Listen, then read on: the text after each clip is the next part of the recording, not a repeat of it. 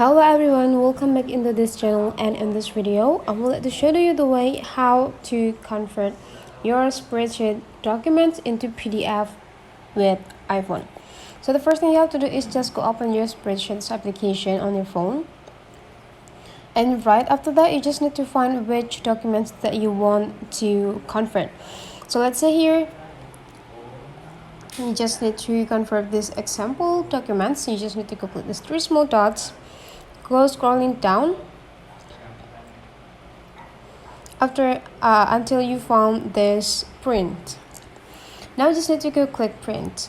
Wait until the application is preparing the print options, and after that you can also check which page that you want to print into the PDF. So if you want to leave several documents just in the spreadsheet, so you just need to go uncheck the page, and you just need to check the page that you want to convert into the PDF.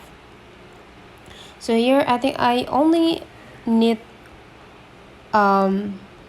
this to be converted into the PDF, and after that you just need to go click this share button, or you can also print PDF annotations.